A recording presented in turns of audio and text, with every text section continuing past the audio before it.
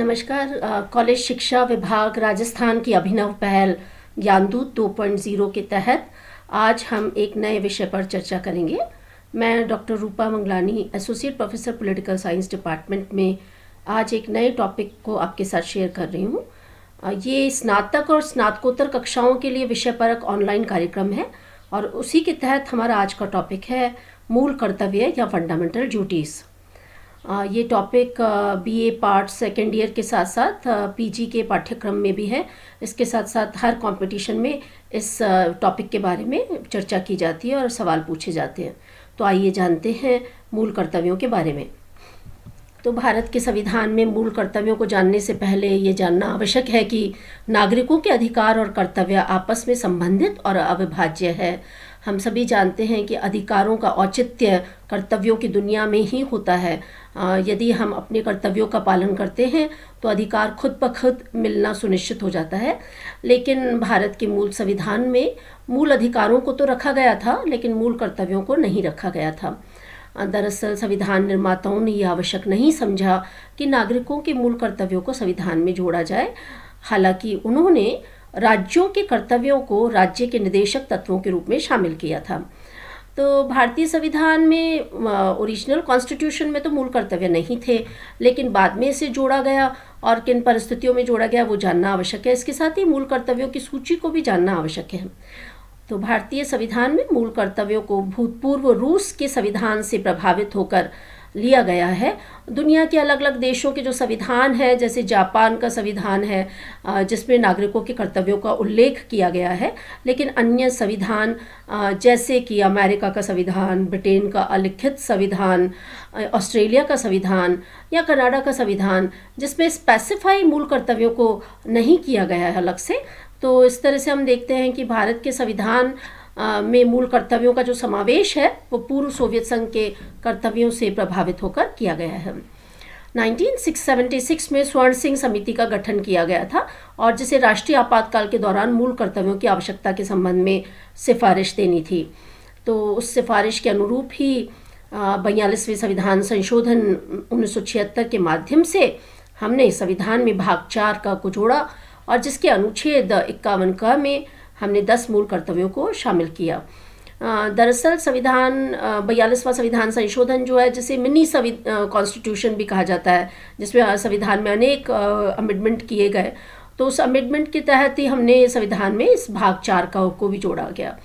तो जब 1976 में 42वें संविधान संशोधन में मूल कर्तव्य जोड़े गए तो वो 10 थे, लेकिन हमने 2002 में 86वें संविधान संशोधन में एक बार फिर से एक अन्य मूल कर्तव्य को जोड़ा। इस प्रकार वर्तमान समय में भारत के संविधान में 11 मूल कर्तव्य हैं। तो इन 11 मूल कर्तव्यों की सूची को जानना जरूरी है। तो आइए जानते हैं इन 11 मूल कर्तव्यों की सूची क्या है।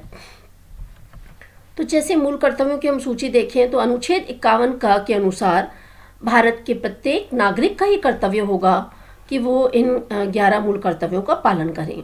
तो अगर हम एक के बाद एक इन मूल कर्तव्यों को देखें तो जो पहला मूल कर्तव्य है वो है संविधान का पालन करें नागरिक और उसके आदर्शों, संस्थाओं, राष्ट्रध्वज और राष्ट्रगान का आदर करें।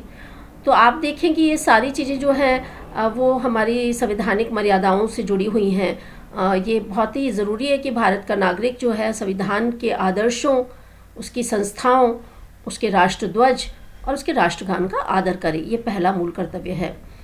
दूसरा मूल कर्तव्य है कि स्वतंत्रता के लिए हमारे राष्ट्रीय आंदोलन को प्रेरित करने वाले उच्च आदर्शों को हृदय में संजोए रखें और उसका पालन करें। तो नेशनल मूवमेंट के दौरान जो भी उच्च आदर्श हुए उनके हृदय को संजोए रखें और उसके पालन करने की बात दूसरे मूल कर्तव्य में कही गई है।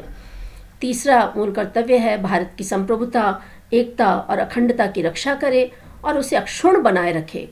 तो ये तीसरा मूल कर्तव्य है नागरिकों का।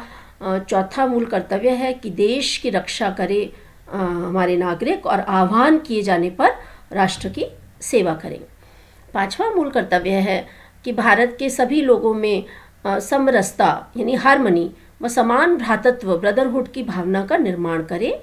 और ये जो समरसता और समान भ्रातृत्व की भावना जो है वो धर्म, भाषा, प्रदेश या वर्ग आधारित सारे भेदभावों से परे होनी चाहिए। ऐसी प्रथाओं का त्याग करना चाहिए जो स्त्रियों के सम्मान के विरुद्ध हो। ऐसा हमारा 5वां मूल कर्तव्य है। तो हमने देखा कि इसमें समरसता, समान भ्रातृत्व की भावना के साथ साथ ये कहा गया है कि स्त्रियों के सम्मान के विरुद्ध जो भी प्रथाएं हैं उनका त्याग किया जाना चाहिए। मूल कर्तव्यों की सूची को कंटिन्यू करते हुए मैं बताना चाहती हूँ कि 6वां मूल कर्तव्य है कि भारत के नागरिक हमारी संस्कृति की गौरवशाली परंपरा का महत्व समझें और उसका परिरक्षण भी करें। 7वां मूल कर्तव्य जो है वो प्राकृतिक पर्यावरण की रक्षा से संबंधित है और 7वां मूल कर्तव्य ये कहता है कि प्राकृतिक पर्यावरण की, जिसके अंतर्गत वन, झील, नदी और वन्य जीव हैं, इन सब की नागरिक रक्षा करें और उनका संवर्धन करें तथा प्राणी मात्र के प्रति दया भाव बनाए रखें। 8वां मूल कर्तव्य ये कहता है कि वैज्ञानिक दृष्टिकोण यानी साइंटिफिक अप्रोच और मानवतावाद और ज्ञान अर्जन तथा सुधार की भावना का विकास करें। ज्ञान अर्जन यानी ज्ञान को अर्जित करते हुए निरंतर सुधार की भावना का विकास किया जाना चाहिए, ऐसा 8वां मूल कर्तव्य कहता है। 9वां मूल कर्तव्य कहता है कि सार्वजनिक संपत्ति को सुरक्षित रखें और सबसे बढ़कर हिंसा से दूर रहें। देखिए, जो पब्लिक वेल्थ है जितनी भी, उसको सुरक्षित रखने की बात कही जा रही है, हिंसा से दूर रखने की बात कही जा रही है। अक्सर हम देखते हैं कि प्रोटेस्ट के दौरान सबसे पहले हम सार्वजनिक संपत्ति को नागरिक जो है हानि पहुंचाते हैं और वायलेंस की बात होने लगती है चारों ओर। तो 9वां मूल कर्तव्य ये कहता है कि सार्वजनिक संपत्ति को सुरक्षित रखें और हिंसा से दूर रहें। 10वां मूल कर्तव्य ये कहता है कि व्यक्तिगत और सामूहिक गतिविधियों के सभी क्षेत्रों में उत्कर्ष की ओर बढ़ने का सतत प्रयास करें, जिससे राष्ट्र निरंतर बढ़ते हुए प्रगति और उपलब्धि की नई ऊंचाइयों को छू ले। तो ये जो 10वां मूल कर्तव्य ये कहता है कि हम चाहे किसी भी पेशे में क्यों ना हो, व्यावसायिक पेशे में क्यों ना हो, चाहे हम जॉब कर रहे हों या हम अपना कोई बिजनेस कर रहे हों, चाहे व्यक्तिगत कोई गतिविधि हो या सामूहिक गतिविधि हो, उन सब में हमें अपनी उन्नति के लिए प्रयास करना चाहिए, जिससे हमारा राष्ट्र जो है वो निरंतर बढ़ते हुए प्रगति और उपलब्धि की नई ऊंचाइयों को छू ले। 11वां मूल कर्तव्य, जिसे कि हमने 86वें संविधान संशोधन से जोड़ा है, 2002 के तहत जोड़ा गया है, ये 11वां मूल कर्तव्य ये कहता है कि 6 से 14 वर्ष तक की उम्र के अपने बच्चों को शिक्षा के अवसर उपलब्ध कराए जाए।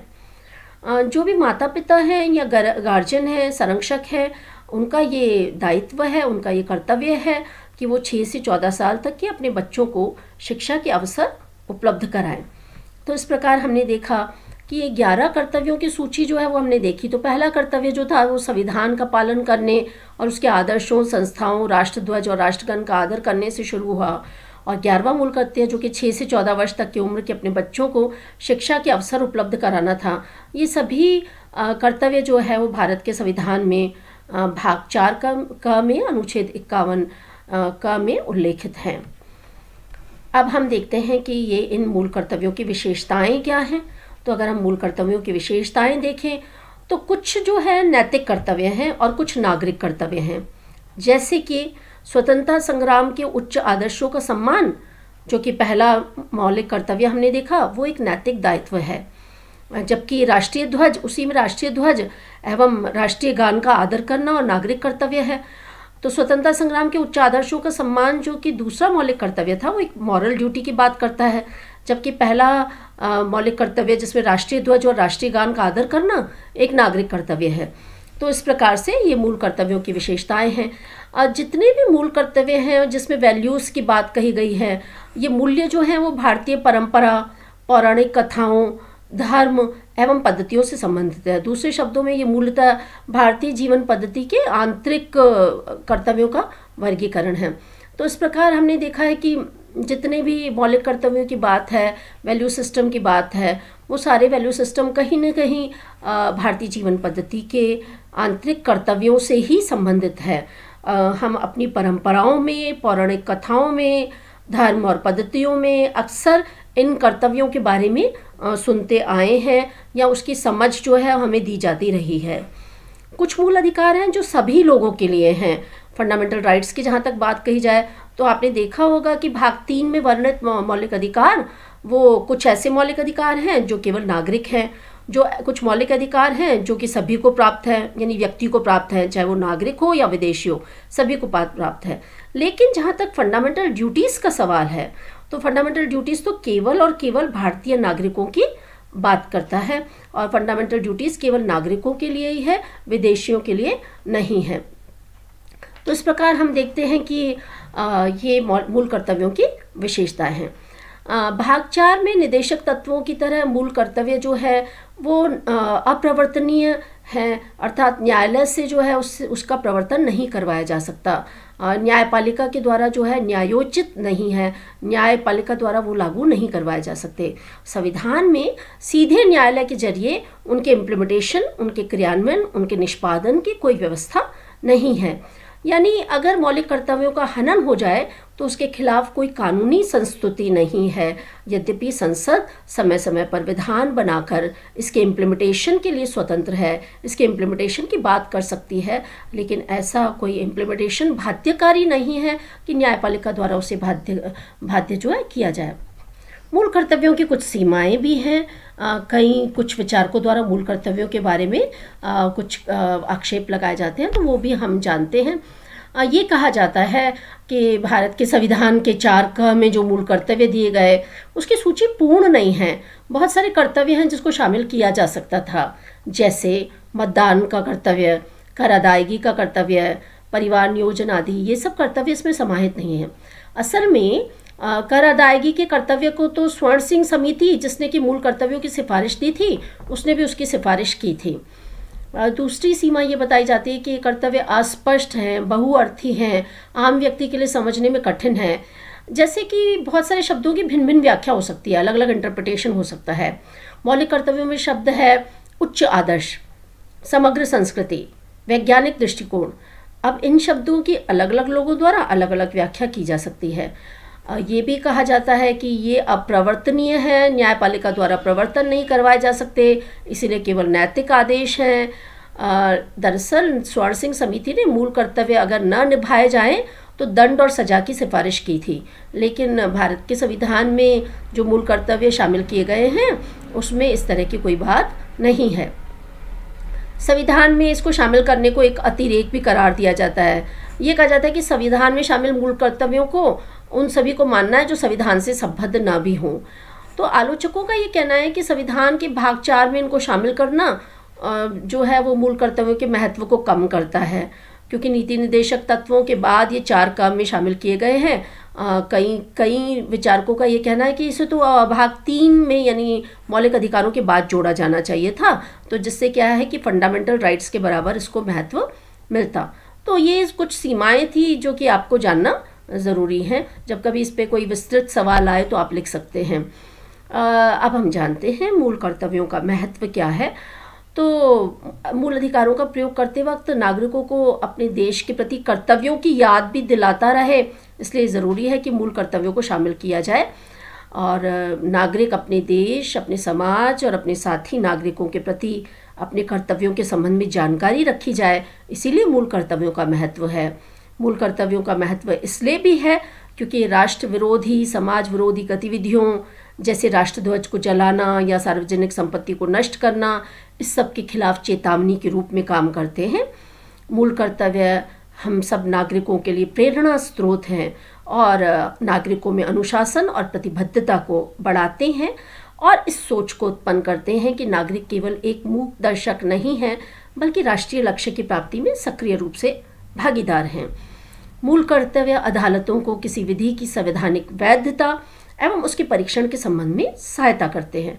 अर्थात जब कभी कोई संवैधानिक उलझन हो जाए तो हम कॉन्स्टिट्यूशनल लेजिटिमेसी या उसका परीक्षण करने के संबंध में अदालतों को हेल्प मिलती है, अदालतों को मिलती है, एक मदद मिलती है कि वो मूल कर्तव्यों के माध्यम से उसकी सहायता कर सके।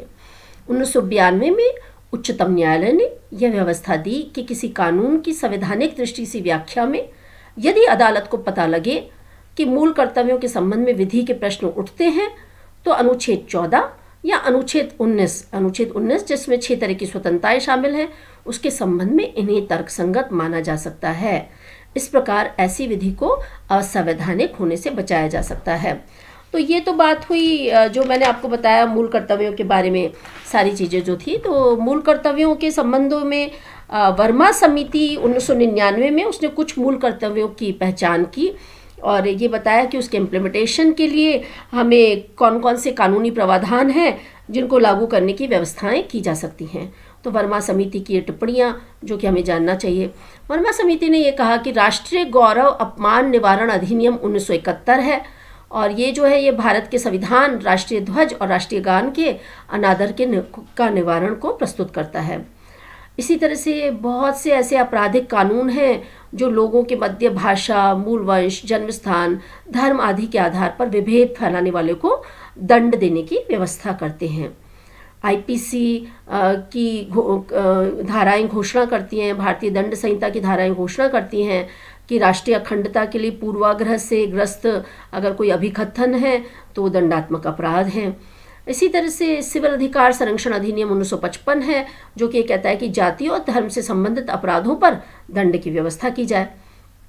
ऐसे ही लोक प्रतिनिधित्व अधिनियम है 1951 जो कि कहता है कि भ्रष्टाचार में संलिप्त धर्म के आधार पर मत मांगने वालों को या लोगों में धर्म, जाति और भाषा के आधार पर विभेद बढ़ाने वाले संसद सदस्यों एवं राज्य विधानमंडल के सदस्यों को अयोग्य घोषित करने की व्यवस्था करता है।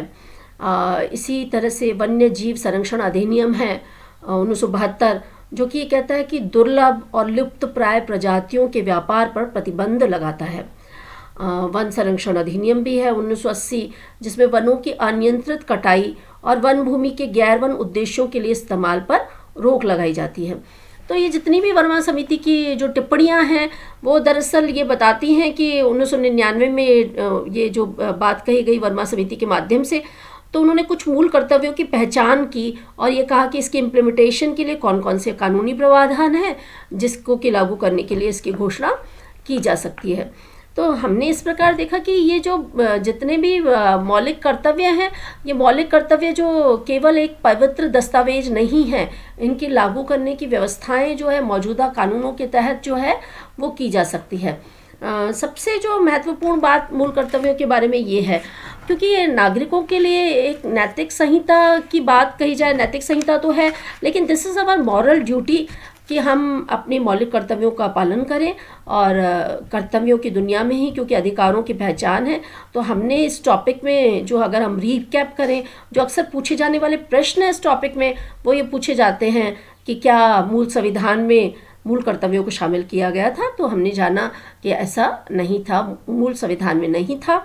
हमने जो है 1976 में 42वें संविधान संशोधन के माध्यम से इसको शामिल किया गया। इसी तरह से ये भी आपसे पूछा जाता है कि कौन से भाग और कौन अनुच्छेदों में, किन अनुच्छेदों में जो है मूल कर्तव्यों को शामिल किया गया। तो भाग 4 क को हमने जोड़ा और अनुच्छेद 51 क में हमने 10 मूल कर्तव्यों का उल्लेख किया गया था और 2002 में 86वें संविधान संशोधन के माध्यम से हमने 11 मूल कर्तव्यों को जोड़ा। इस प्रकार इस समय जो है मूल कर्तव्यों की संख्या जो है वो 11 है।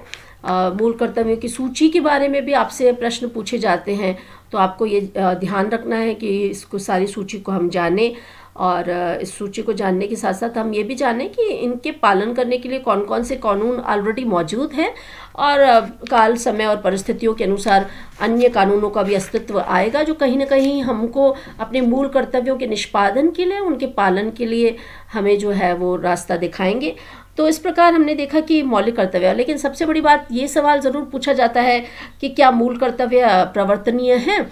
तो उसका उत्तर यह है कि यद्यपि अप्रवर्तनीय है लेकिन संविधान और विधि के प्रश्नों के निर्वचन में ये बहुत मूल्यवान है और एक मार्गदर्शन प्रदान करते हैं भारत के संविधान की अनुपालना के लिए और समय समय पर हम इसका जो है अनुपालन करवाया जाता रहता है या और कानूनों के माध्यम से हम इसका अनुपालन करते हैं।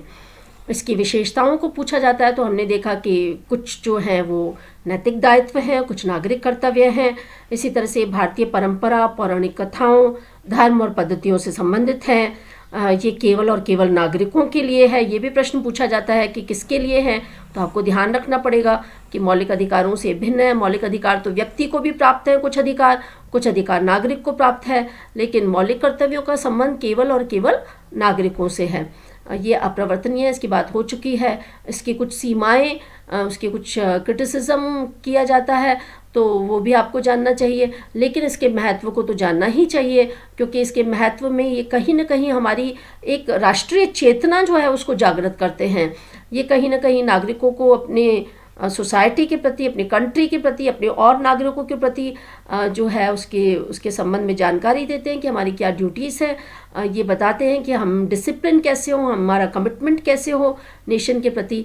तो नागरिक केवल मूक दर्शक ना रहे, बल्कि सक्रिय रूप से कैसे भागीदारी हो, तो ये इनका महत्व है। और अंततः वर्मा समिति की जो टिप्पणियाँ आई 1999 में मौलिक कर्तव्यों के बारे में, उसको भी हमें जानना चाहिए। तो ये बहुत ही महत्वपूर्ण टॉपिक था आपका। और इस टॉपिक को अगर देखा जाए तो ये छोटा सा टॉपिक था, लेकिन बहुत महत्वपूर्ण टॉपिक था। और इस टॉपिक को अक्सर जो है कंपटीशन में पूछा जाता है। तो आप फंडामेंटल राइट्स जो कि भाग 3 में है, डायरेक्टिव प्रिंसिपल्स जो कि भाग 4 में है, और मौलिक कर्तव्य जो कि भाग 4 क में जोड़े गए 42वें संविधान संशोधन के बाद, इन सबको जाने और इससे संबंधित प्रश्नों की तैयारी करें। तो आपको ये टॉपिक शेयर करने के साथ साथ ये भी बताना चाहती हूँ मैं कि ये छोटा टॉपिक है, लेकिन इसके बारे में अक्सर सवाल आते हैं, इंटरव्यू में भी आते हैं, आपके एग्ज़ाम्स में भी आते हैं। तो आप जो है इसकी तैयारी करें। शुभकामनाएं।